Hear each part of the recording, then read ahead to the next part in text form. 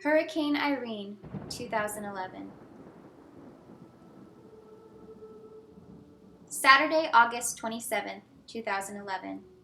It was a typical sunny summer day. Most of our family spent the day helping grandson Skylar work on his Eagle Scout project at a town park located next to the Schoharie Creek just upstream from our farm. Although you can't see it, the Schoharie Creek flows through our farm just 80 yards north of where you are sitting now. In the late afternoon, as they were getting ready to pour a concrete slab under a pavilion at the park, our town supervisor, Earl Van Warmer, stopped by and recommended we hold off doing the concrete because Hurricane Irene was coming up the Atlantic coast and there was a possibility the town park could be flooded.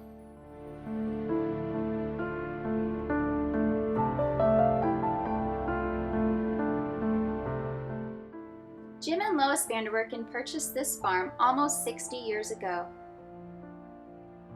Over the years, the creek has occasionally flooded the fields. If you have visited our farm before, you may have seen the sign on the barn showing how high the water rose during the 1955, 1987, and 1996 major floods. Early warnings were that the floodwaters could reach 1996 levels. Sunday morning, Hurricane Irene arrived and a flood warning was issued. Knowing the water can flow into the barn during a major flood, children and grandchildren came to the farm to help prepare for the storm. We spent most of the day moving tractors and equipment up to the field where the pumpkin frisbee golf and pedal cart track are. We also moved all the hay bales from the hay tunnels in the bottom of the barn upstairs to the gift shop. Then we opened all the doors in the barn so the water could flow through if the creek reached the barn. Irene moved inland and spared New York City. She then moved north to the Catskill Mountains, where the Schoharie Creek begins. The streams feeding the creek pour into the Gilboa Dam, which supplies New York City with their drinking water. 12 inches deluged the Catskills and the dam quickly filled to capacity. The water began pouring over the dam wall with the same force as the water going over Niagara Falls.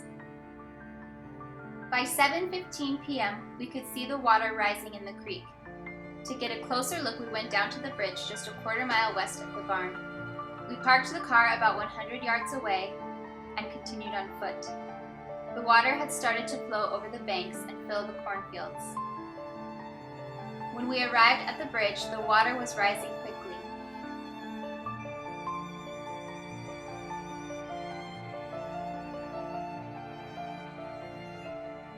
Two homes across the bridge had already been flooded with water up to the first-story windows.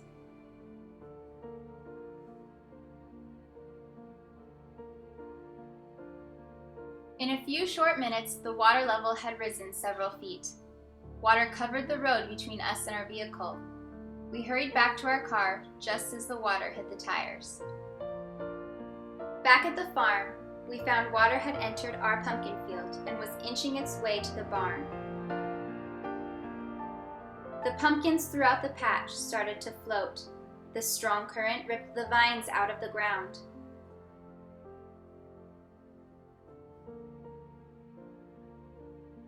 All we could do was stand there, devastated, as the thousands of pumpkins that we had worked all season long, planting and cultivating, floated downstream. Some even floated through the barn doors. Even the huge tire at the back of the barn floated downstream over 100 yards. Back in Gilboa, the sensors which monitored the integrity of the dam had failed. A wall of water 4 feet high was cascading over the dam at a rate never seen before, and there was no way of communicating with the Gilboa Dam to determine if it would hold.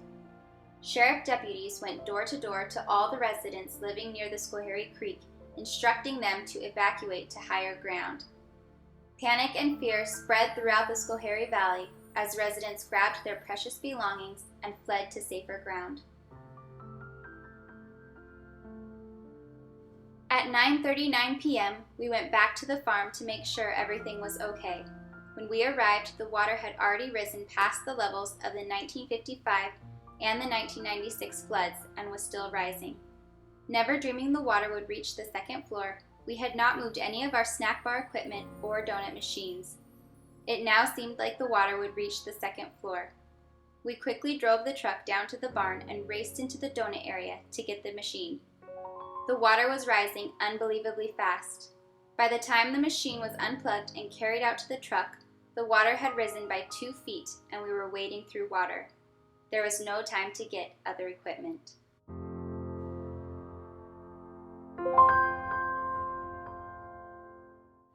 Over the next hour, the water continued to rise, up to 5 feet high on the second floor and entering the third floor. The ramps leading into the barn were pulled from their footings, and we feared they would also float away. At 12:01, we left the farm to seek higher ground for the night. The water rose even higher, cresting at 4 feet high on the third floor of the barn.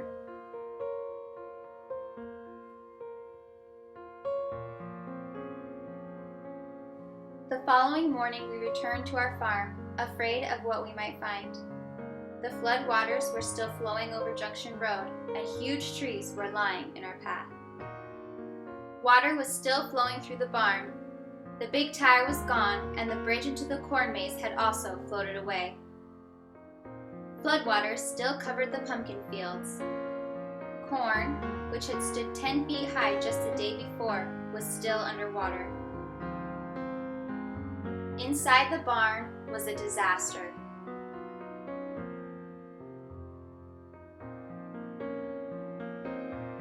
The force of the water had pushed all of the picnic tables to one side. The snack bar equipment had floated throughout the barn.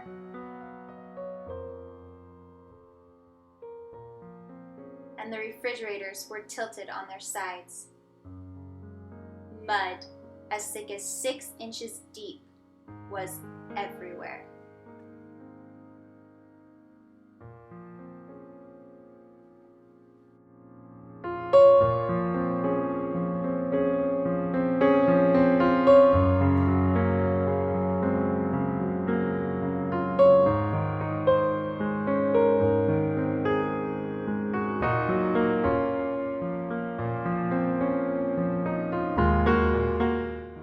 Then returned to the bridge as the water receded. We were not prepared for what we were about to see as we climbed through the tree laying in the middle of the road. The road leading up to the bridge was destroyed.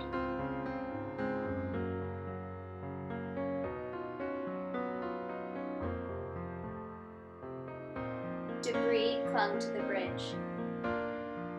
The road on the other side of the bridge was also washed out. The homes along the river were completely destroyed.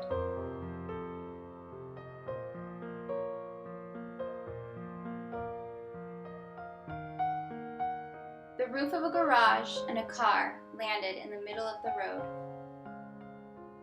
At the site of Skylar's Eco Project, driftwood was still visible in the power lines, showing how high the river rose.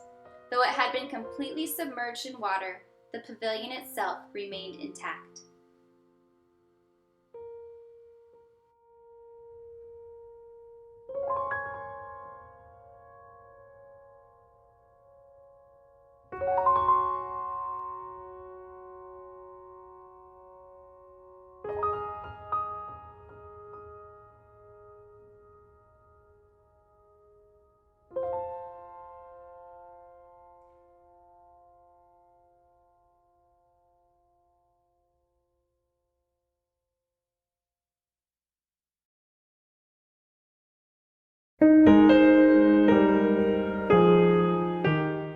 After the shock wore off, the cleanup began.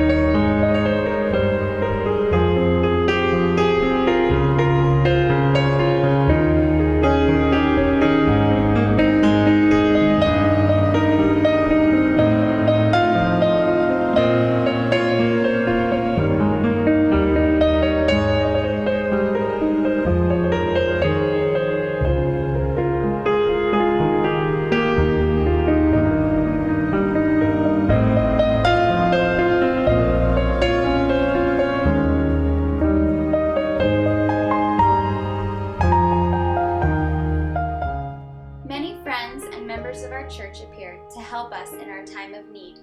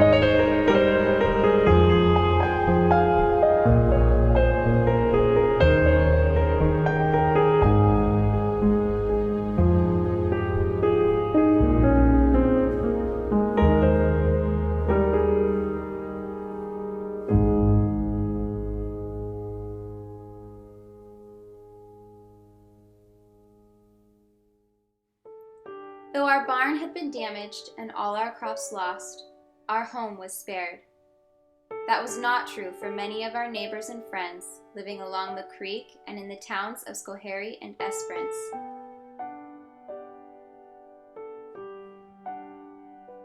The devastation to our small town was so severe the National Guard was called in. Hardly any home or business was spared. The flood damaged the Little League fields,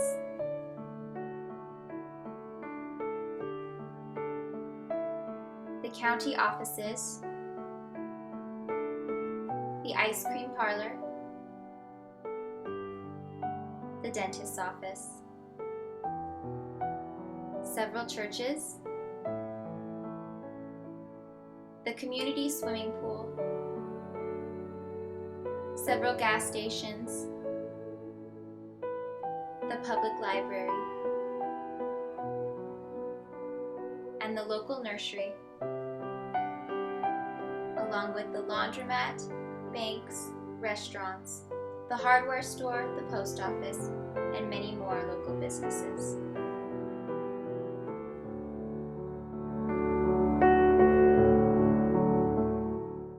The blessing found in the middle of this tragedy was the outpouring of relief from individuals, neighboring schools, organizations, and churches. Meals were prepared for those who suffered loss, as well as volunteers. Food was sent in, as well as hygiene and school supplies.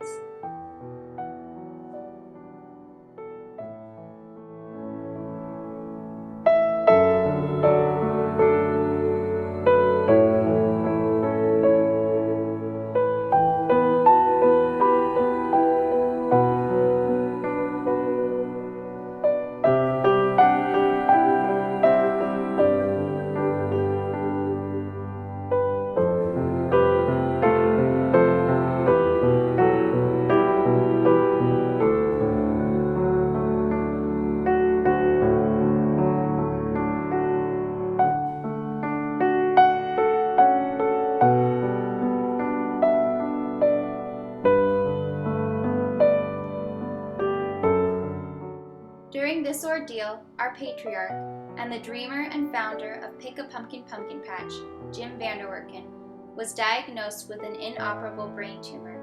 In the weeks surrounding Hurricane Irene, his health deteriorated. He passed away September 9, 2011, in his home, surrounded by his family, less than 2 weeks after the flood. He was 80 years old.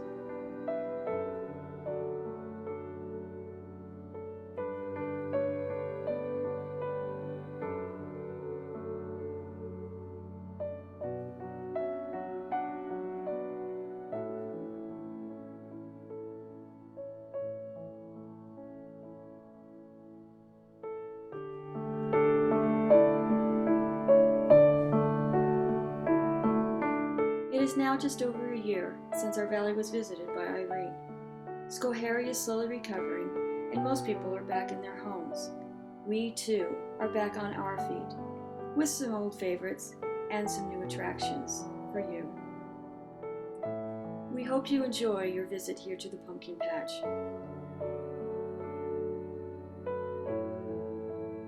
And thank you for all your continuing support.